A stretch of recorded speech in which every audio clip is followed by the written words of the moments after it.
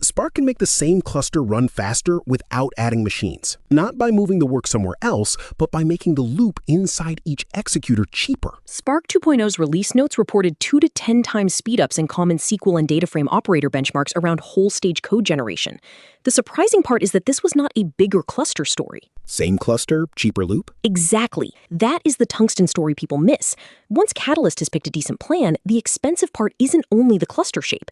It's the row processing loop inside each task. Okay, so less buying horsepower, more asking what one core stops wasting. The easy mental model is Spark is slow, so add machines. More executors, more cores, bigger nodes. Yeah, we've all opened that tab before checking the plan. Classic. Right. But after Catalyst has chosen a reasonable physical plan, a different bottleneck shows up. One executor core is reading rows, checking predicates, computing expressions, building hash tables, and updating aggregates millions or billions of times. And if that inner loop is full of object allocation, virtual calls, pointer chasing, and garbage collection pressure, more machines can hide the pain, but they don't remove it. It's basically the infrastructure equivalent of trying to solve a traffic jam by making the cars bigger. Tungsten was Spark's answer to that problem. The previous chapter was about Catalyst. It asked, what equivalent plan should Spark run? Tungsten asks a lower-level question. Once we know the plan, how do we run it efficiently on real hardware? So this is the handoff. Catalyst gives Spark an optimized logical plan and then a physical plan. Tungsten and whole-stage codegen make that physical plan feel less like an interpreted tree of operators and more like a compiled query pipeline. Catalyst decides what. Tungsten decides how. Same query, same answer, much less waste in the hot path. Okay, walk me through the cost. Where does the JVM actually start hurting analytical work? The old danger isn't that the JVM is bad. The danger is that analytical processing punishes generic object shapes. Meaning? Imagine every row as a little graph of objects. A row object points to field objects, strings live somewhere else, nullable values need wrappers. Every operation follows pointers, checks types, allocates temporary objects, and leaves cleanup work for the garbage collector. And then you do that for a billion rows? Oh, wow. Exactly. Honestly, none of those costs is dramatic once, but in a query engine, the tiny cost is the workload. I didn't realize this when I first learned it. The cheap annoyance becomes the bill because it's one tiny cost repeated until it dominates the loop. Yeah, so how does Tungsten stop that bill from running up? The most concrete Tungsten idea is the binary row format. Spark's internal UnsafeRow stores a row in a compact memory layout. Null bits, fixed width values, and a variable length region for things like strings. The name isn't exactly comforting. No, it sounds like something you find during an incident review. But the point is, precise. Spark can treat a row as bytes in a known layout instead of a pile of ordinary JVM objects. That framing works.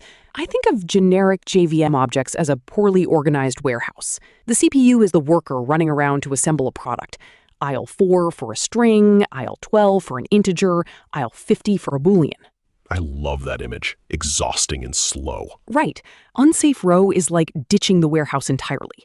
Perfectly packed kits on a predictable conveyor belt that feeds the CPU cache hierarchy more cleanly. Yeah, less object overhead, better cache behavior, fewer tiny allocations, and less garbage collector work.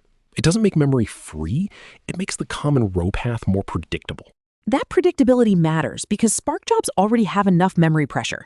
Joins build hash tables, aggregations keep state, sorts spill, shuffles materialize data. Right. Tungsten doesn't erase those structures. It stops the row loop from piling extra trash on top of them. That distinction matters. A slow join may still be slow because the data is huge. The engine just shouldn't make every row heavier than it needs to be. Yeah, the win isn't glamorous. It's thousands of small inefficiencies that stop happening inside the loop. Right.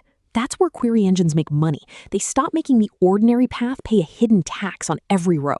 There is another piece that often gets mixed into this story: vectorized reads and columnar batches. Vectorized just means the operator processes a batch of column values at a time instead of one row at a time. Same arithmetic, fewer trips through the dispatcher. This is the Parquet path, right? Parquet is the common example. Column batches arrive friendlier to CPU caches and compression. So the scan path is already trying to feed the engine in a shape the CPU likes. Exactly. The chapter isn't rows versus columns, pick one. Spark uses different internal shapes at different points. The important idea is that execution speed depends on data layout, not just data volume. Oh, right. The shape of the bytes is already part of the optimization. Before whole-stage codegen, many query engines used what people call the volcano model. Each operator exposes a method like next, and the parent asks the child for one row at a time. Filter asks scan for a row, project asks filter for a row, aggregate asks project for a row, and Somewhere in there, an actual computation happens. Correct and beautifully modular. also chatty. Very chatty. Every row pays the abstraction tax twice, once on the way in, once on the way out. The CPU is doing useful work, but it's also paying for the shape of the abstraction. That is the uncomfortable engineering lesson here. The abstraction that makes the engine clean can become the thing the hardware keeps tripping over. So the fix has to remove the handoffs. Let's hear it. Whole-stage codegen is Spark saying if a run of physical operators can be fused, generate one Java function for the whole run. So instead of scan calls filter, calls project, calls aggregate, Spark writes code that does the scan, predicate, expression, and update in one type block. Sure, the operators still exist in the plan, but at runtime, the compatible stretch becomes generated Java, compiled by the JVM and executed like ordinary code. Fewer virtual calls, fewer row wrappers, more local variables, less interpreter-shaped overhead. The axis is interpreter versus compiled. It is the difference between a relay race where every runner stops to hand off a baton and one runner sprinting the whole leg. The speed comes from removing handoffs, not from a faster runner. That explains why the Spark 2.0 release notes could tie benchmark speedups like that to whole-stage code generation. Hold on, local execution changes, not more machines? Across what kinds of operators? Common SQL patterns, filters, projections, hash aggregates. The cluster didn't magically get bigger, the inner loop got cheaper. The generated code isn't mysterious if you squint at it the right way. It still looks like a printer had a bad day. Absolutely. It isn't written for humans, but conceptually, it's simple. Read a value, check null, evaluate the predicate, compute the expression, update the buffer, next row. That tracks. The payoff is that those steps sit next to each other in one compiled function. It's ugly because it's specialized, not because it's mysterious. Spark isn't asking each operator to interpret a generic row independently. It's omitting the boring, specialized code that a human would never want to maintain by hand. Reframing. The important limit is that whole-stage codegen fuses compatible local operators. It doesn't fuse through everything. Exchange boundaries break the pipeline because a shuffle materializes data between stages. Sorts can break it, very complex generated methods hit bytecode limits, and Spark falls back to interpreted execution. Oh, right, the boundary. Python UDFs are their own boundary. Right. Once you leave Spark's optimized SQL expression world, Spark can't, just look inside that code and generate one neat Java loop around it. So whole-stage codegen is powerful, but it isn't a spell that crosses every boundary in the job. Okay, so how do you actually see whole-stage codegen happening in practice? The nice part is that Spark leaves fingerprints.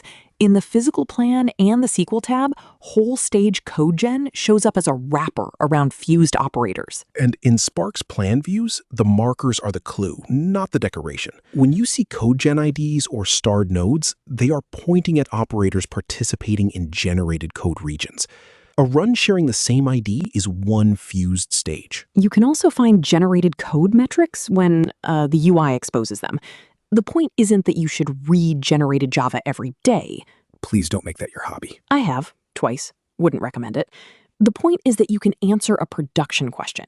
Did this query stay on the generated fast path, or did it fall back into a more fragmented execution shape? That one question is often enough to explain why two queries with similar logical plans feel completely different. Right. This is the part I've shipped wrong more times than I want to admit. I've had a data scientist say, it's one cleanup function. How expensive can it be? And honestly, that sounds reasonable. This is why UDFs can hurt more than their source code suggests. The function itself may be simple, the boundary is expensive. Because Spark can't reason about the expression anymore? Exactly. A built-in SQL expression is visible to Catalyst and to codegen. Spark can push it, fold it, inline it, null check it, and place it inside the generated loop. A UDF is opaque. Yeah. It says, call this box. Maybe that box is fast, maybe not. But the engine has lost a lot of its ability to reorganize work around it. And if the UDF crosses into Python, now serialization and process boundaries join the party. Right. Spark moves data to a Python worker, waits for the result, and then brings it back into its internal format. A tiny function can turn a clean expression into a serialization nightmare. It's worth saying the quiet part clearly. Generated code isn't, honestly, pure upside. Right. I've heard platform engineers push back here. Great, now the thing failing in production is code no one wrote. Fair complaint. Spark has to generate the code, compile it, cache it, and fall back when the generated method gets too large or an expression can't be supported. Debugging can also get weird, because the code that ran isn't the code you wrote. It's Java Spark emitted from a physical plan that came from an optimized plan that came from your query. Exactly. Reasonable architecture, terrible outage sentence. So the trade-off is control versus speed. Spark spends complexity inside the engine so your query can stay declarative while the executor runs something specialized. The practical habit is simple. Most of us reach for more cores first. When a Spark SQL job is slow, don't only ask how many executors it has. Ask what the executor is doing. Is it running a fused generated pipeline? Is it stuck behind a shuffle? Is it falling through a Python boundary? Exactly. That's the cheaper loop question. Those are different problems. More cores might help one of them. It might do almost nothing for another. This is the same reason the previous chapter cared so much about plan shape. A better plan gives Spark fewer bad choices. Tungsten and codegen make the good choices cheaper to execute. Spark only feels fast when the distributed layer and the local loop are both doing their job. So the short version is, Catalyst provides the map, Tungsten builds the race car. Man, that's a pretty elegant division of labor. Spark performance isn't just parallelism. It's memory layout, generated code, and whether the engine can stay on its optimized path. Coming next, we move from the local loop to one of the most expensive distributed taxes in Spark, shuffle costs. Thanks for listening to Learning Podcasts.